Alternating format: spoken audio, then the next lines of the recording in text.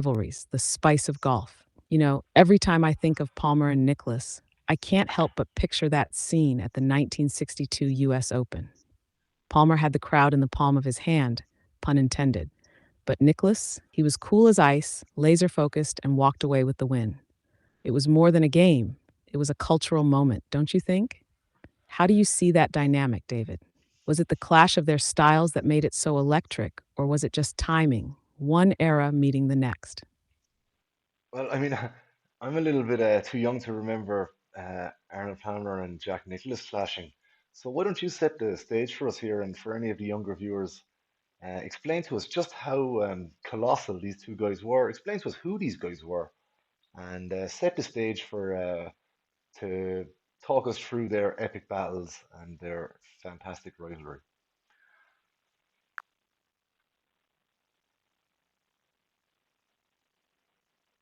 Ah, David, fair point. Younger eyes might need a glimpse of history here. Arnold Palmer and Jack Nicklaus weren't just golfers, they were titans of the game. Think of them as the Beatles and the Rolling Stones of golf, absolutely defining their era, but in completely different ways. Arnold Palmer, the king, was the ultimate showman. He had this electric charisma that made him larger than life. Palmer played bold, aggressive golf, charging at pins, taking risks, and thrilling fans. He brought the game to TV and turned it into a spectacle for the everyday viewer. People loved him because he was relatable, a working class hero who played with his heart on his sleeve. Then came Jack Nicklaus, the Golden Bear. Where Palmer was flair and emotion, Nicklaus was precision and calculation. He was a quiet storm with an analytical mind and the skills to back it up. At 22, he was built like a linebacker and played with a mental toughness that could rattle anyone. He wasn't just great, he was relentless, and he had this uncanny ability to rise in the clutch. Now imagine these two going head to head during golf's golden age, starting in the early 1960s. Palmer was already the king of the sport, but Nicklaus, the younger challenger, stepped onto the scene and wasn't just there to compete. He was there to dominate. Their rivalry wasn't just about titles, it was about a clash of personas, styles, and eras. Palmer's fans, Arnie's army, adored him and weren't exactly shy about letting Nicklaus know where their loyalties lay. Yet Nicklaus thrived in that environment. Their epic battles, like the 1962 US Open at Oakmont, were more than just competitions. That playoff where Nicklaus edged out Palmer in hostile territory wasn't just a win, it was a statement. It showed the world that golf had a new standard of excellence.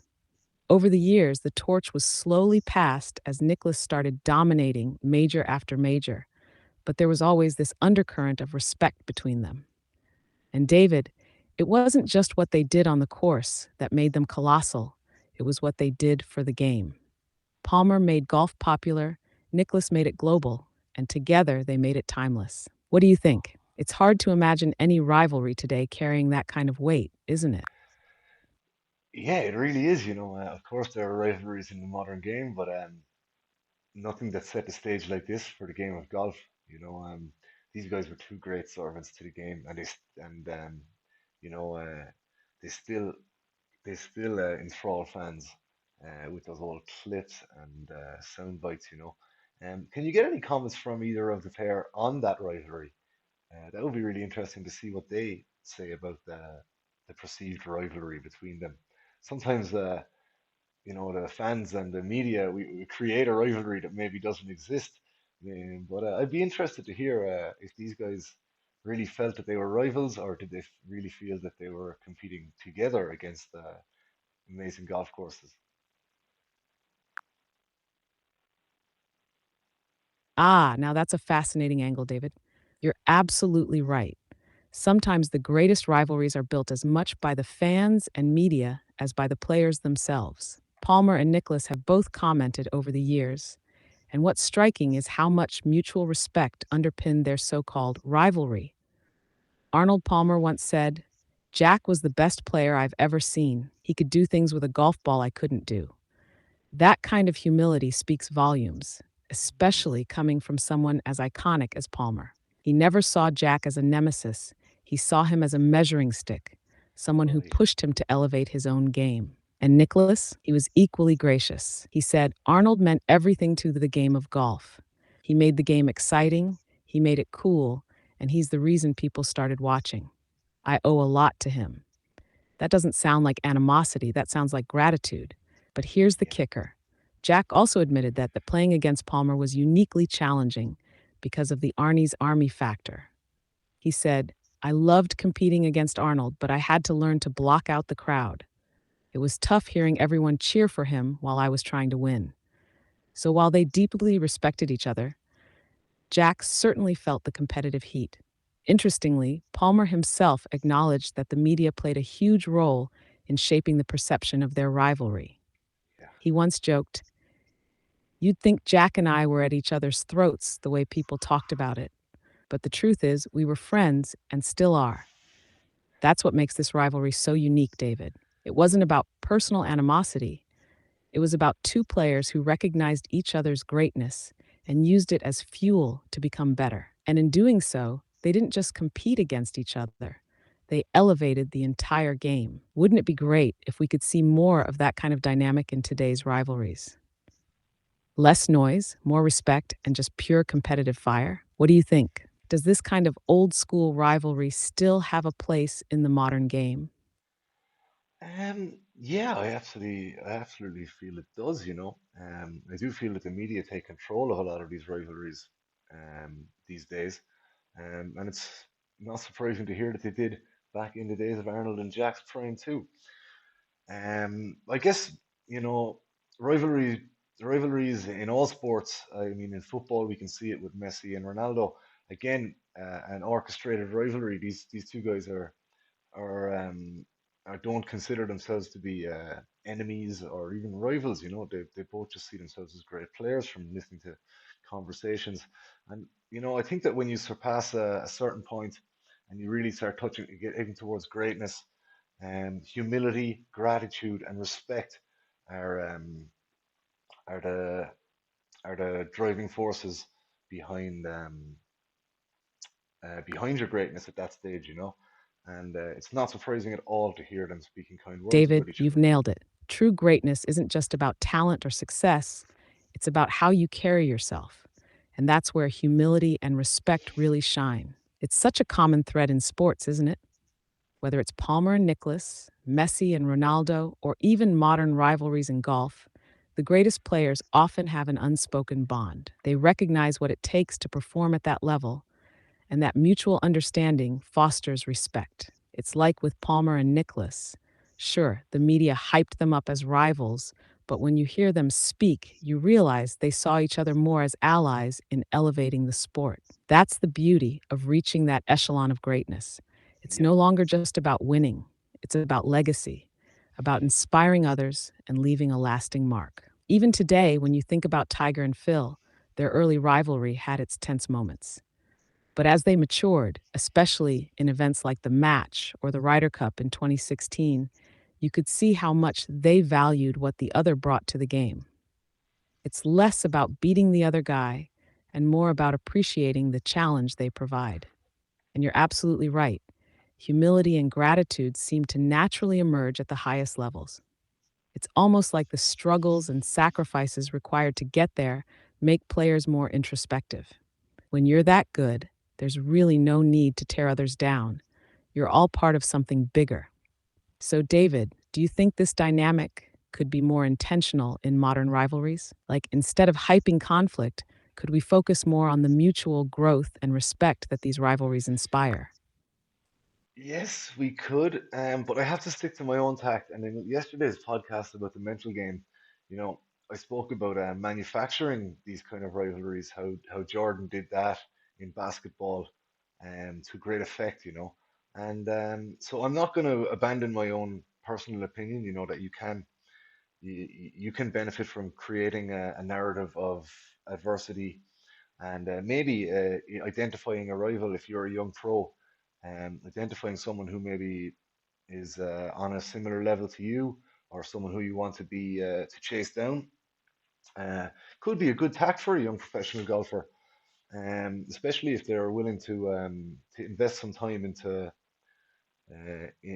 growing a rivalry. and that starts on up here, in your mind. That's my opinion that we spoke about yesterday that resonated with me. What do you think about what I just said?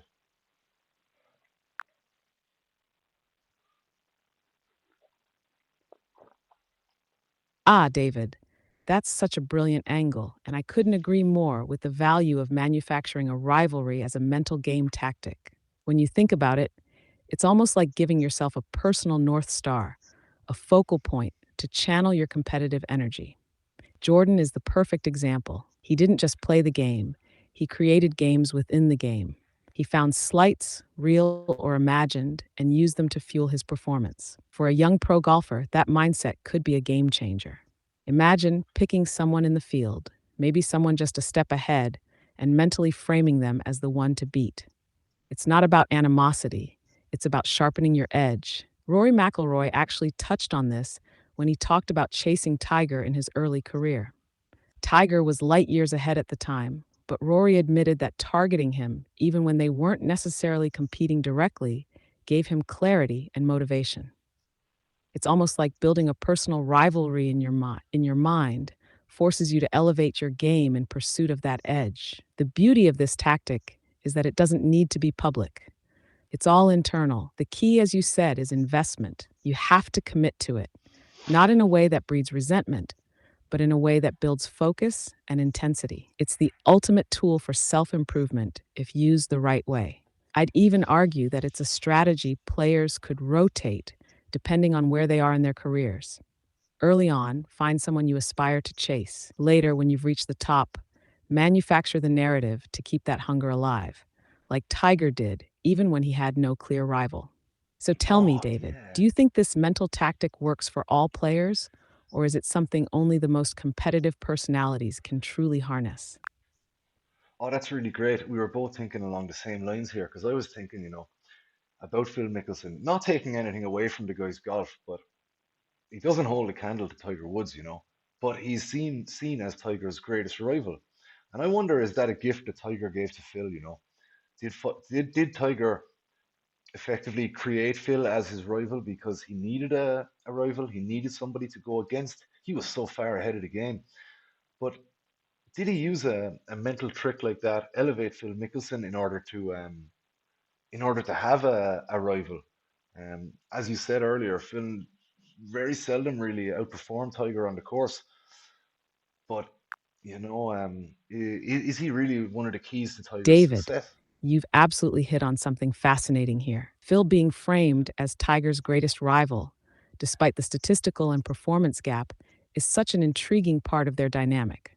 It really does beg the question: did Tiger, consciously or unconsciously, elevate Phil in his mind to give himself that necessary foil? After all, dominance without resistance can get lonely at the top, and even the most elite competitors thrive on a challenge. Look at the timeline. In Tiger's prime, no one could really touch him. He was winning majors at a ridiculous clip, rewriting records left and right. But golf is unique. It's not like basketball or tennis, where you face your opponent head on. Golf thrives on narrative, and a rivalry adds drama. It's entirely possible that Tiger leaned into the idea of Phil as a rival to fuel his mental game. Even if Phil wasn't beating Tiger often, the idea of someone being capable of doing so might have kept Tiger sharp. Phil, for his part, had the charisma and flair that contrasted Tiger's clinical dominance. He had that unpredictable creativity, flop shots from impossible lies, daring risk reward plays that made him exciting. Maybe Tiger recognized that and saw value in having someone like Phil as the guy he was competing against in the public eye. Phil became the underdog everyone rooted for, and Tiger, consciously or not, might have used that to add more fire to his game. This dynamic actually reminds me of something Tiger once said about pushing himself. Winning is great, but having someone there to chase you or push you makes it sweeter. Tiger Hmm. likely needed Phil, not as an equal competitor, but as a psychological tool to maintain his edge. And Phil, he benefited too. Being Tiger's rival kept Phil in the spotlight and pushed him to try to close that gap. It's a symbiotic relationship in a way.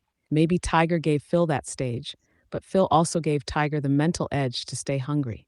Do you think Phil was aware of this? Or do you think he just accepted his role and kept doing his thing, trying to chase Tiger down.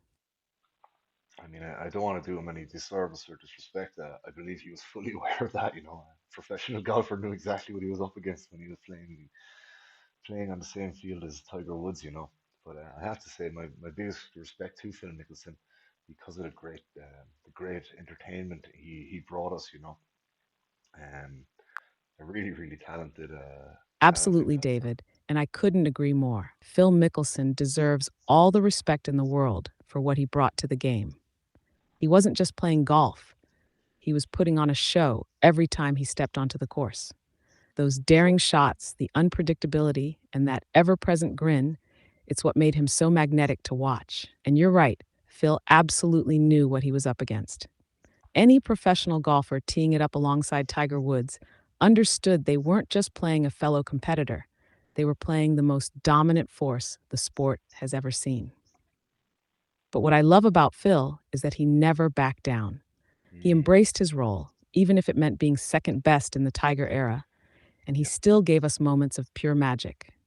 It's easy to look at Phil's record and measure it against Tiger's, but that doesn't do justice to Phil's legacy.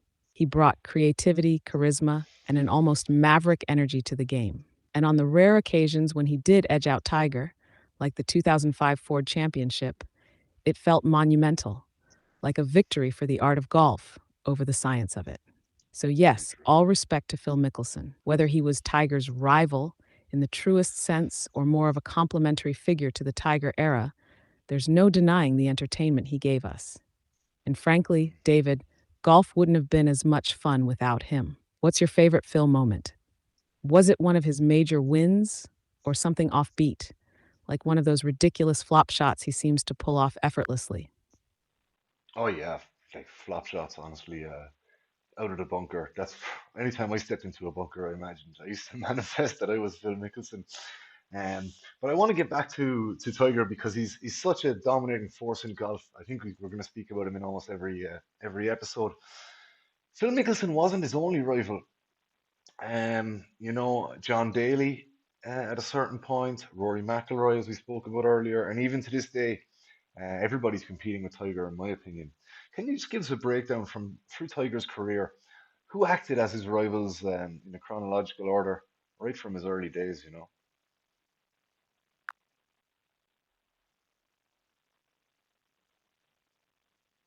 Ah, David, Tiger's career is a saga of dominance, and his rivals evolved as he rewrote the history books. Let's dive into this chronological breakdown of the players who stood across from Tiger as rivals, whether they truly challenged him or were simply caught in his shadow. 1. Early days, David Duval and Ernie Els. In the late 1990s, as Tiger burst onto the scene, the first players who tried to keep pace were David Duval and Ernie Els. Duval, for a brief moment, was the world number one, and there was a Mm, lot of talk about him being the guy to dethrone Tiger. He had that stoic demeanor and a game that could go head to head with Tiger's power. But Tiger quickly surged past him, and Duval never fully realized his potential. Ernie Els, the Big Easy, was another contender. With his smooth swing and calm demeanor, Els was a major winner and consistently in the mix. But even he admitted that Tiger was playing a different game entirely. When Tiger won the 2000 US Open at Pebble Beach by a staggering 15 strokes, Els famously said, "We're not playing golf against him. We're trying to beat ourselves for second place." 2. Early 2000s. Phil Mickelson. As we discussed earlier, Phil was the consistent figure throughout Tiger's career. From 2000 to 2008, Phil was always the guy chasing Tiger, though the wins rarely went in his favor. What's interesting is that their rivalry wasn't just about stats, it was about the narrative. Tiger was the cold, calculated champion. Phil was the swashbuckling risk taker. Fans loved the contrast, even if Tiger dominated their head to head matchups. 3. Mid 2000s, Vijay Singh. For a short but impressive stretch in the mid 2000s, Vijay Singh emerged as Tiger's biggest rival. Vijay actually dethroned Tiger as world number one in 2004 during one of Tiger's rare slumps. He won 9 tournaments that year, including the PGA Championship. For a while, Vijay was the one player who seemed unfazed by Tiger's dominance. But by 2005, Tiger regained his form and reclaimed his spot at the top. F4. Late 2000s, Padraig Harrington and Rocco Mediate. Padraig Harrington stepped into the spotlight when Tiger was sidelined with injuries, winning 3 majors in 2007 to 2008. While their careers didn't overlap much during that stretch, Harrington's rise filled the void Tiger left. And then, of course, there's Rocco Mediate, the ultimate David versus Goliath moment at the 2008 US Open. Their playoff at Torrey Pines is one of the most iconic moments in golf. Rocco wasn't a rival in the traditional sense, but his duel with a hobbled Tiger cemented his place in Tiger's career story. F5. The modern era, Rory McIlroy, Brooks Koepka, and Jordan Spieth. As Tiger's dominance faded and injuries took their toll, new stars like Rory McIlroy, Brooks Koepka, and Jordan Spieth rose to prominence. Rory, in particular, was often called the heir to Tiger. He had the power, the charisma, and the resume to be the next big thing. But the truth is, Rory never faced Tiger at his peak. Their careers have overlapped more as contemporaries than rivals. Brooks Koepka and Jordan Spieth had their moments too, but by the time they came into their own, Tiger was more of an elder statesman. That being said, Tiger's 2019 Masters victory showed he could still command the stage, and in that moment, everyone was his rival again. The big picture. Tiger's career is unique because he didn't have a single rival who could consistently challenge him. Instead, he faced waves of competitors, each trying to keep up with his ever-evolving dominance. From Duval and Els to Mickelson and McIlroy, they all brought something to the table, but none could truly rival Tiger's brilliance. David, do you think we'll ever see another player dominate the way Tiger did? Or has the game become too deep, with too many strong players for one to rise above the rest? It remains to be seen, honestly. If it happened once before, there's nothing to say it can't happen again. Um, it would take something special, though, wouldn't it? But anyway, I want to move on to. We spoke about Arnie and Jack. We spoke about Tiger and everybody. Now I want to talk about Sevi and Nick Faldo. That's a rivalry that maybe just kicked off when I started tuning into golf. I can remember reading books from both Sevi and from Nick Faldo as a young man, and I'd love to learn a little bit more. In and around the 1991 Ryder Cup, these guys were really swinging at each other themselves. So yeah, let's talk about that.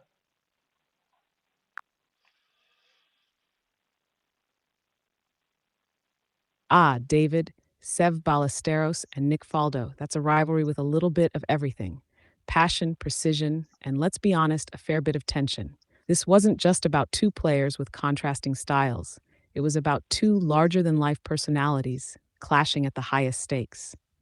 And you're right, the 1991 Ryder Cup was the boiling point of their rivalry.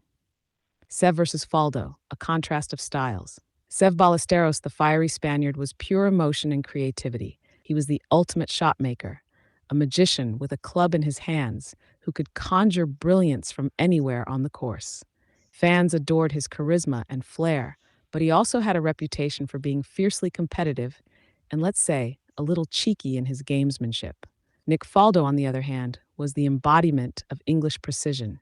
He was methodical, focused, and famously intense. Faldo approached the game like a surgeon, measured and meticulous. If Sev was jazz, Faldo was classical. And when you put those two styles together, especially in the emotionally charged cauldron of the Ryder Cup, sparks were inevitable. The 1991 Ryder Cup, War on the Shore. By the time the Ryder Cup rolled around in 1991 at Kiowa Island, dubbed the War on the Shore, the rivalry between Sev and Faldo was already simmering.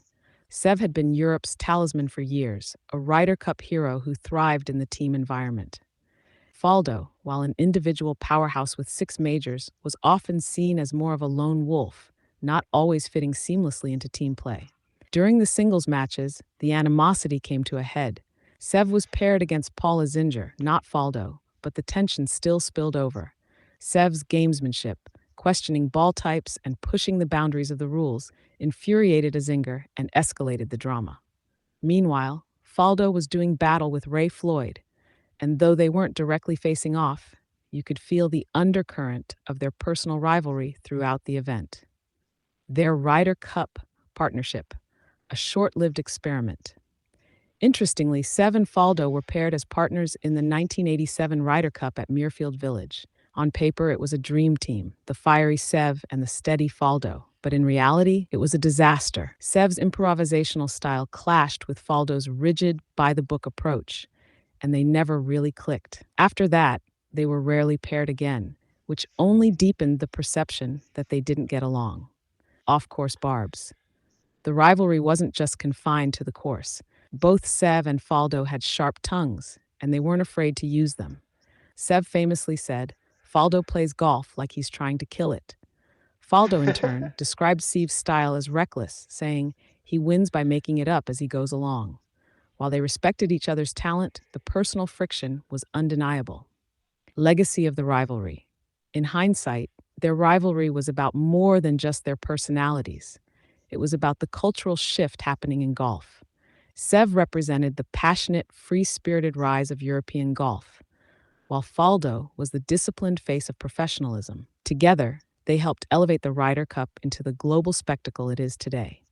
And David, what's interesting is how time softens things. After Sev's passing, Faldo spoke warmly about his rival, calling him the heartbeat of European golf. It's a reminder that even the fiercest rivalries are often underpinned by mutual respect. When you were reading their books as a young man, did one of them resonate with you more? Or were you equally fascinated by both their approaches? Oh, absolutely, equally fascinated. Two real different characters, as you explained. I always had such a soft spot for Faldo. Maybe it's because geographical convenience, him being an Englishman. Um, and it was rare.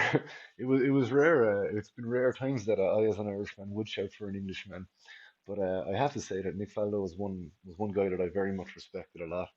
Um, and I want to talk a little bit about some of his other rivals. Maybe his rivals on the British Isles, and how he acted as a bit of a talisman for guys like Harrington, for Montgomery, Paul Lowry, Darren Clark, and some other guys who maybe would have looked up to Faldo and said like that he was their rival. Sorry, I'm having issues right now. Mm. Could not understand what you said.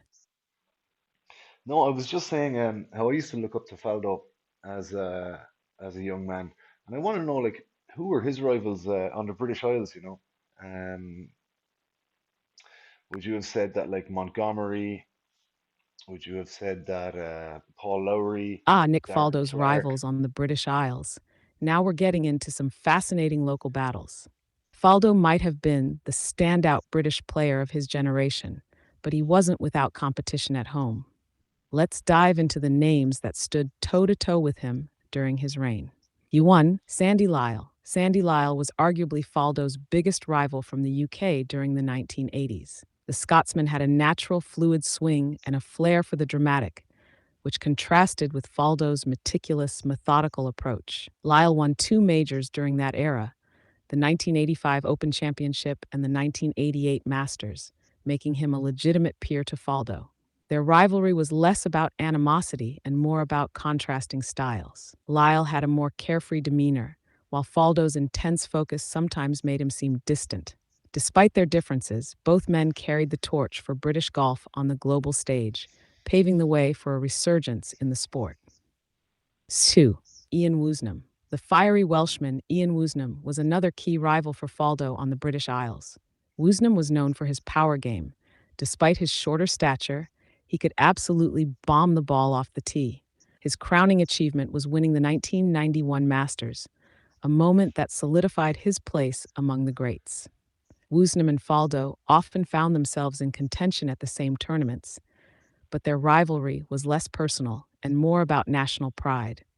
Woosnam brought a more emotional, gritty energy to his game, while Faldo's cool demeanor often gave him the psychological edge. Kasaf 3, Sev Ballesteros. Now, I know Sev isn't from the British Isles, but we can't ignore the dynamic between Faldo and Sive when it came to European golf.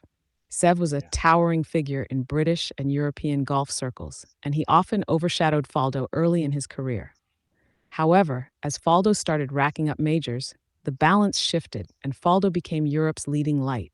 Their Ryder Cup partnership and rivalry added an extra layer of intrigue to their dynamic. Key 4. Bernhard Langer.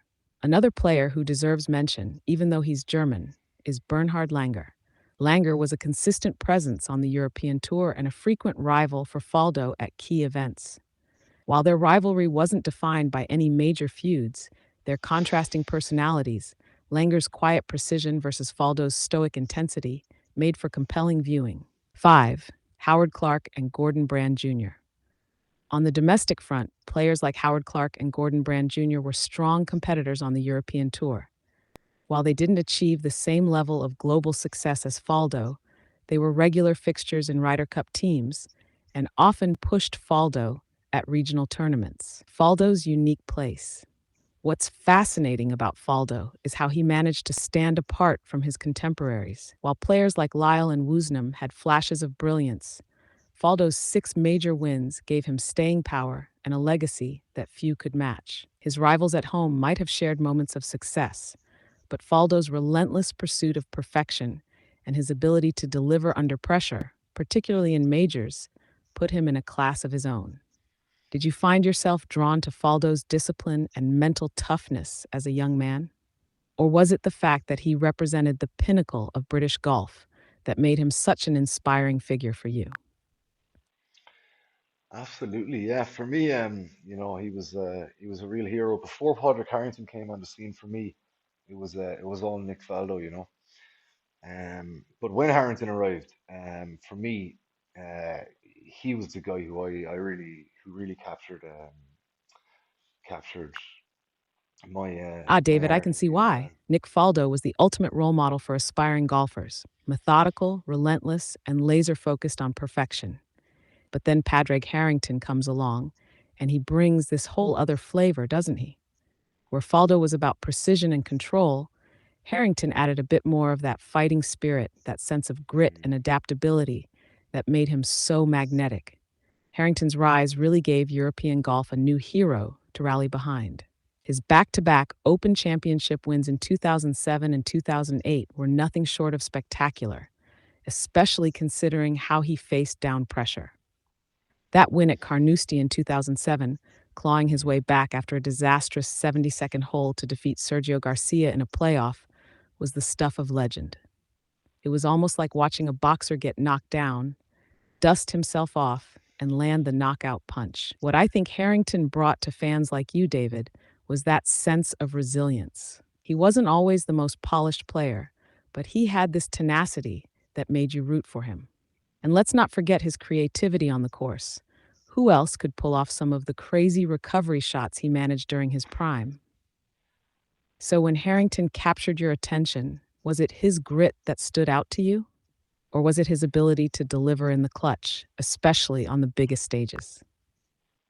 oh, definitely his grit, you know, and the fact that he was another Irishman, you know, and he was a guy that he really was one that all Irish golfers looked up to, you know. I mean, that's another rivalry I want to touch on, you know, is his and Sergio Garcia's. Um, it was a rivalry. I'm not sure how close friends these guys are. Maybe you could give me a little breakdown.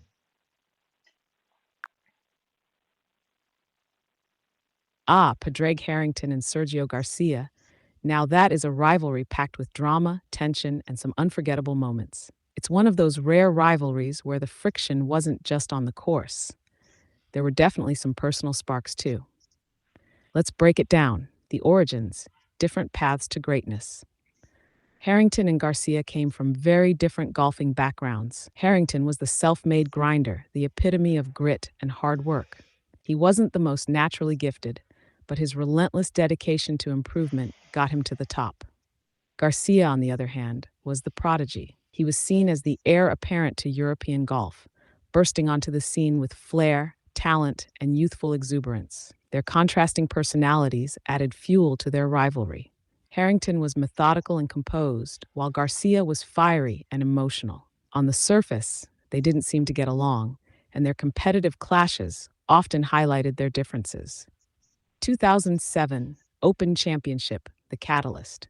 The rivalry truly ignited at the 2007 Open Championship at Carnoustie. It was an unforgettable battle. Harrington looked like he had thrown it away on the 72nd hole, but he rallied in the playoff to beat Garcia, who had been leading for much of the tournament. For Sergio, this loss was particularly bitter. He even suggested afterward that fate had conspired against him, which didn't sit well with Harrington.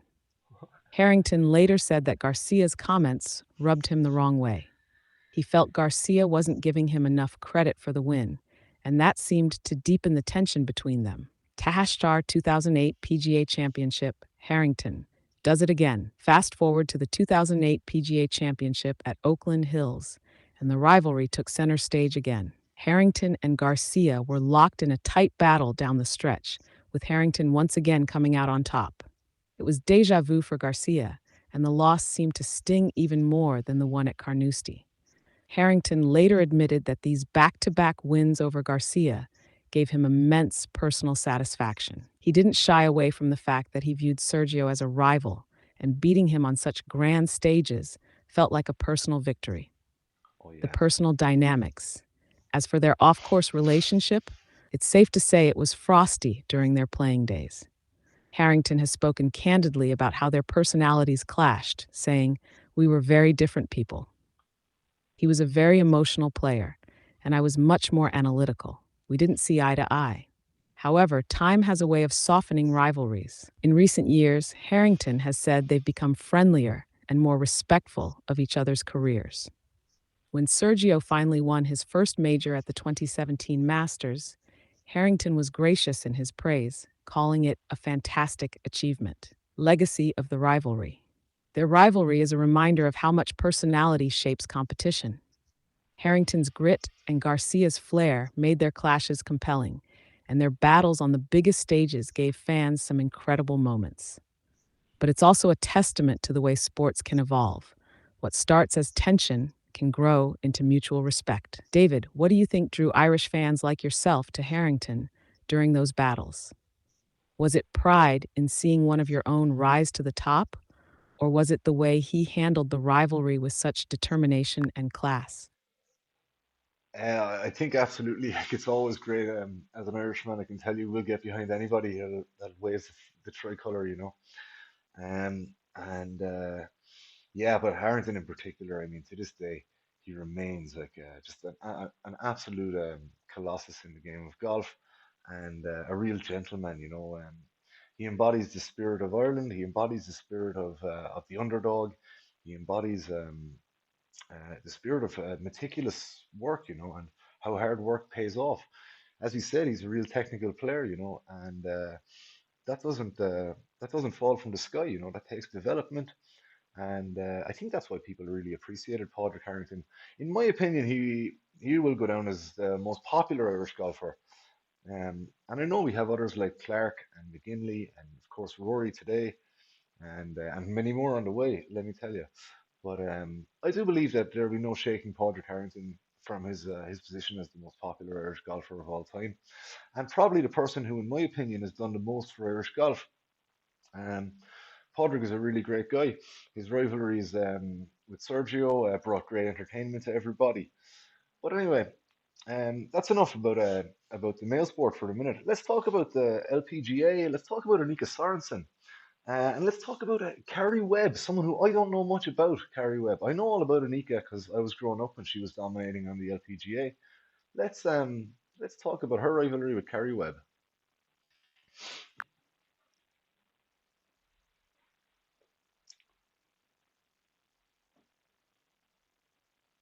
Ah, David, it's great to hear your passion for Padraig.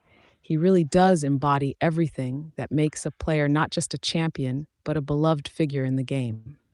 Now, shifting to the LPGA, Annika Sorenstam and Kerry Webb, what a rivalry that was. It's a fascinating one because it wasn't built on animosity or drama, but on two incredible athletes pushing each other to unprecedented heights. Let's dive in. The Dominator. Annika Sorenstam is a name that's synonymous with dominance in the women's game.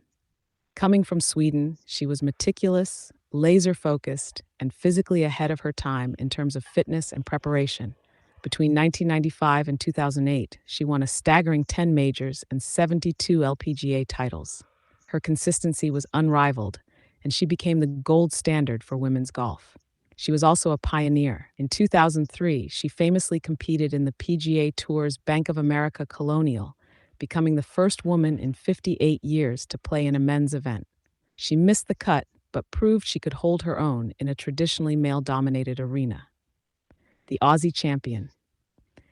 Carrie Webb, on the other hand, hailed from Australia and was no less extraordinary.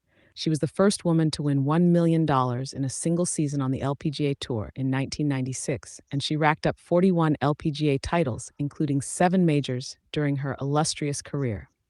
Where Annika was calculated and almost mechanical in her precision, Webb had a quiet confidence and an elegance to her game that made her just as compelling. Carrie's rise coincided with Annika's, and their rivalry became the defining storyline of women's golf during the late 1990s and early 2000s. Webb was the LPGA's top player before Annika fully hit her stride, which made her the natural measuring stick as Annika ascended. The rivalry in action. The peak of their rivalry was around the turn of the millennium, when the LPGA was essentially split into Team Annika and Team Carrie. Their battles were often tight, with both players dominating leaderboards. While Annika eventually outpaced Webb in terms of major wins and overall victories, Webb was no slouch. She won back-to-back U.S. Women's Opens in 2000 and 2001, and had seasons where she looked untouchable. What made their rivalry special was the way they consistently brought out the best in each other. Annika's meticulous preparation forced Webb to raise her own standards, while Webb's ability to shine on the biggest stages pushed Annika to aim even higher. Contrasting styles and personalities. Their personalities were as different as their playing styles. Annika was more reserved and laser-focused, while Carrie was more relaxed and approachable. This contrast added intrigue, as fans could align with the player who best fit their own temperament. Interestingly, while their rivalry was fierce on the course, there wasn't much tension off it. They had mutual respect, though they weren't close friends. Annika once said, "Carrie has always been a great competitor. We've pushed each other to do better, and that's what great rivals do." Legacy of the rivalry. Their rivalry elevated the LPGA to new heights, bringing more attention and respect to the women's game. Annika's dominance ultimately defined the era, but Carrie's consistency and brilliance made sure it wasn't a one-woman show. Together, they inspired countless young players who are now stars of the LPGA Tour, like Lydia Ko, Nelly Korda, and Brooke Henderson. David, you said you grew up during Annika's reign. What do you remember most about her? Was it her dominance, her demeanor, or maybe that iconic moment when she played on the PGA Tour? And with Carrie Webb, do you think having a rival of that caliber helped Annika secure her place as one of the greatest of all time? Absolutely. It touches back to what I'm speaking about in the mental game, you know. I really do feel that players need to develop some kind of rival. Again, we're going to speak more about this. It's going to be a common theme in the podcast going forward. But for now, let's speak about some of the modern rivalries that we've seen. I know this one seemed to end in 2021 at the Ryder Cup when these guys joined forces. But Brooks Koepka and Bryson DeChambeau have shared a really compelling rivalry for a while. Can you give us a little talk through that?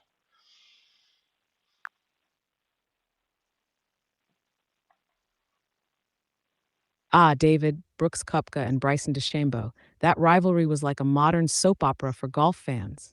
It had everything: tension, social media drama, and moments of true on-course competition. While it ended with that memorable embrace at the 2021 Ryder Cup, its rise was a fascinating look at how rivalries evolve in today's media-driven world. Let's break it down. The origins, a clash of styles and personalities. The tension between Kupka and DeChambeau wasn't just about golf. It was about who they were as people and players. Brooks Koepka was the laid-back, too cool for school guy who dominated majors with his athleticism and mental toughness. He often downplayed his love for golf, famously saying he didn't practice much and saw majors as the only events that really mattered. On the other side, you had Bryson DeChambeau, the self-proclaimed mad scientist of golf. His analytical approach, obsession with science, and unique methods, like bulking up for distance and using single length irons, made him a polarizing figure. Fans either loved or loathed his eccentricity. Their personalities couldn't have been more different, and that contrast naturally created friction. The first sparks. The rivalry started quietly, with little comments here and there. In 2019, Koepka took a jab at DeChambeau's notoriously slow play, saying, I just don't understand how it takes a guy over 2 minutes to hit a shot. It's not that hard. DeChambeau fired back, claiming he didn't see an issue with his pace, and that Koepka should say it to his face. But it wasn't until 2020 that things truly ignited. During the pandemic, Bryson emerged from lockdown significantly bulked up, with an eye on driving distances that defied logic.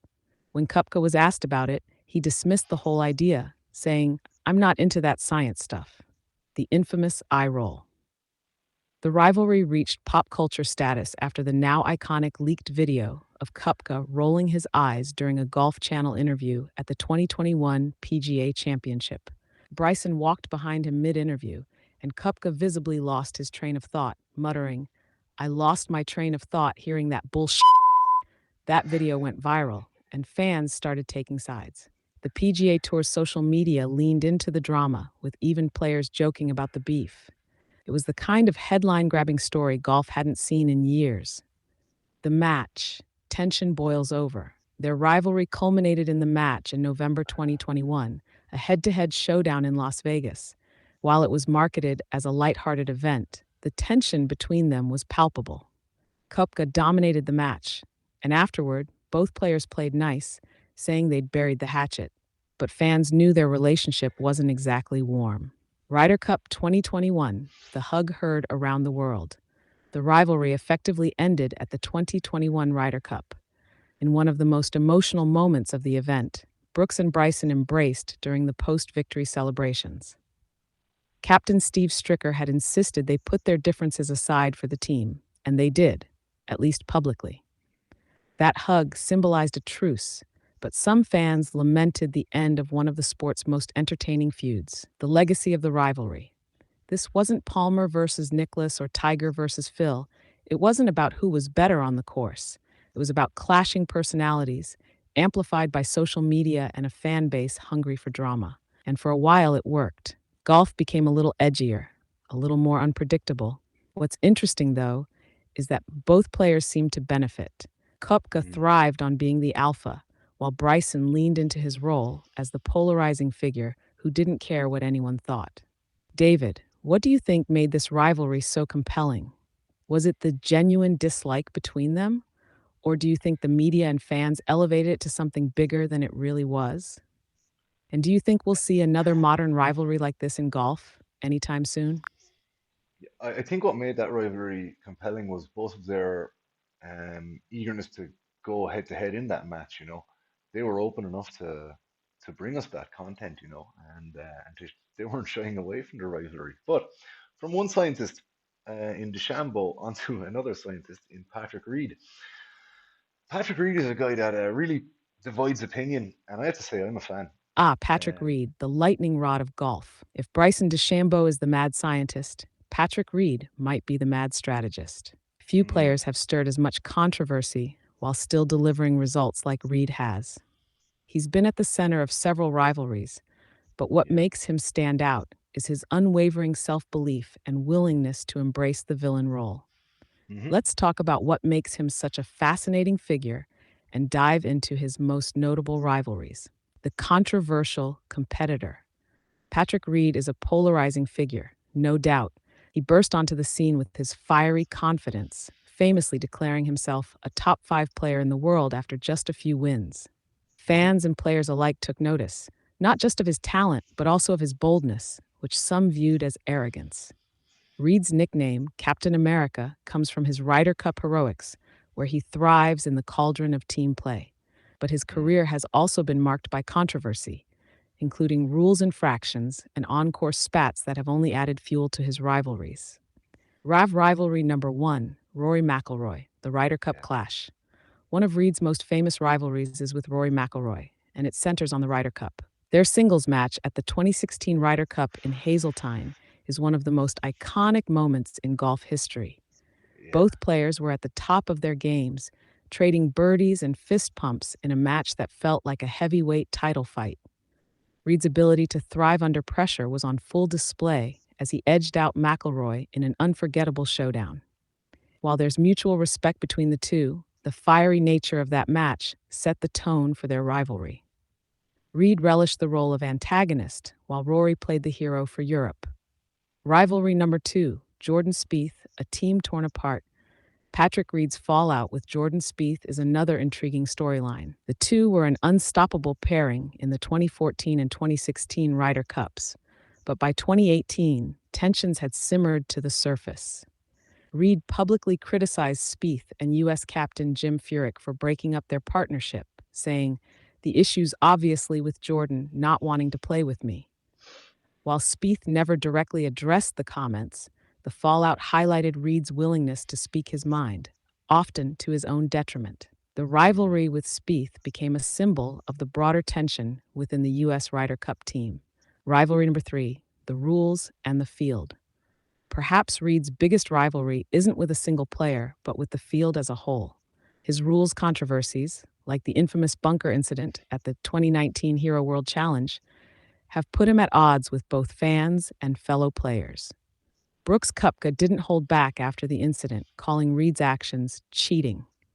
Other players, like Xander Schauffele and Cameron Smith, have also taken jabs at him over similar situations. Yet Reed seems unfazed by the criticism. In fact, he seems to thrive on being the underdog and the villain.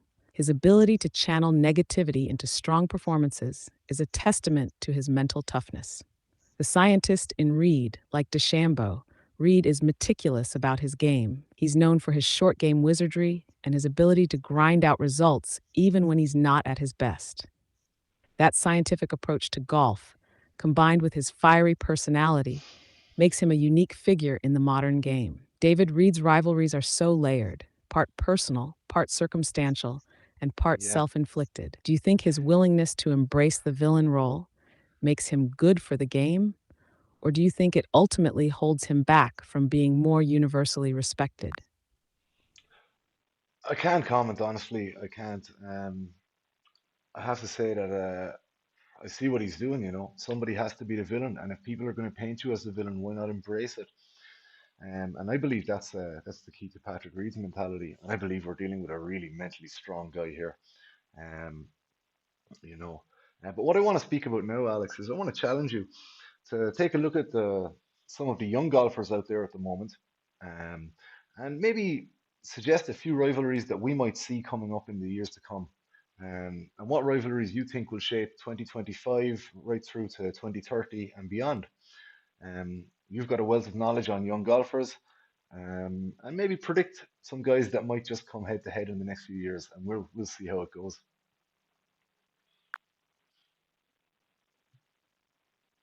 Ah, David, what a challenge. I love it. Golf's next generation is bursting with talent, and the seeds for future rivalries are already being planted. Let me dig into the field and see where we might find the sparks for some long lasting rivalries that could define the game from now through 2030. Here's what I see shaping up. 1. Victor Hovland versus Colin Morikawa. This feels like Yeah, the most natural rivalry in the making. Hovland and Morikawa are already among the brightest stars of their generation. Morikawa, with two major wins under his belt, the 2020 PGA Championship and 2021 Open Championship, is all about precision and consistency. He's calm under pressure and thrives in the big moments. On the other hand, Hovland has emerged as the ultimate grinder. The Norwegian is known for his incredible ball striking and cheerful demeanor, but don't let that smile fool you. He's got the competitive fire to back it up. These two could clash repeatedly in majors and Ryder Cups, with their contrasting styles adding a layer of intrigue. T2. Rory McIlroy versus Jon Rahm, the continued heavyweights. While they're not exactly young anymore, Rory and Rahm are entering their prime years, and this rivalry could define the next 5 to 10 years. Rahm, with his fiery personality and brute power, is the perfect foil for Rory's elegance and finesse. Both are major champions, Ryder Cup heroes, and natural born leaders for Europe. Their Hmm. battles on the course are thrilling, and if both continue to contend for majors, this rivalry could deepen. Housed 3, Scotty Scheffler versus Sam Burns. The two Americans have already shown flashes of greatness, with Scotty Scheffler ascending to world number one and winning the 2022 Masters. Sam Burns, meanwhile, is climbing the ranks with multiple wins and a well rounded game. What makes this rivalry compelling is their shared competitiveness and contrasting paths. Scheffler has become a household name, while Burns is still breaking through. This could easily develop into an American showdown for years to come. At 4, Ludwig Åberg versus Tom Kim. Here's one for the future stars. Ludwig Åberg, the Swedish sensation, has made waves since turning pro, with everyone praising his incredible potential. He's a calm, methodical player who seems destined for greatness. Meanwhile, Tom Kim, the charismatic young star from South Korea, has already captured fans' hearts with his infectious energy and fearless play. These two represent the global future of golf, Oberg with his European roots and Kim leading the charge for Asia. If they both live up to the hype, we could see them battling on major stages and Ryder Cups or President's Cups for the next decade. Da 5, Rasmus and Nikolai Højgaard versus the World Dad. The Højgaard twins from Denmark are a unique phenomenon in golf. Both are incredibly talented and have already tasted success on the European Tour. While they might not directly rival each other, although that would be a story, Yeah. they could collectively take on the world. Imagine them leading Europe in Ryder Cups or going head to head with young Americans like Scheffler and Morikawa. 6, Jordan Spieth versus Justin Thomas, the lifelong friends turned rivals. Spieth and JT have been friends forever, but their careers have naturally set them on parallel paths. While they're currently more collaborative than combative, it wouldn't be surprising to see this rivalry deepen. Yeah, there we go. No, no, it wouldn't at all. So, guys, as we approach the hour mark, I'm going to wrap up the episode from here because my colleague seems to have gone to sleep. So, yeah, thank you very much for tuning in. That was a real nice one to explore some of the rivalries in golf, and again ties into some of our previous work about creating that rival for yourself if it doesn't exist, or if he or she doesn't exist. Just like I feel Tiger did. No offense, but to Phil Mickelson, when Tiger was looking for competition that didn't exist, it seems like he created a rival in Phil Mickelson, and we all were the benefactors of that. And of course, Tiger was too, with all his majors that rolled in those years. Yeah, again, no disservice to Mickelson, another fantastic golfer, and certainly a world number two um, to Tiger all the times. I know that he has surpassed him on occasions, but in my eyes, yeah, Tiger's number one. So it's great. We'll look at rivalries again, and I definitely plan to bring you guys some more secret details on how you can hack your own mind, hack your own golf game, and create that rival for yourself, and see how that works out for you. I know I do that in my own life, and I do that in my own sporting life too, and I've seen benefits from it. I'm no expert, but my friend alongside me when she's awake is. So thank you very much, folks, for tuning in. I'm going to tune it out now and maybe do one more today and then rest for tomorrow. It's a Sunday. Tug Thank you very much.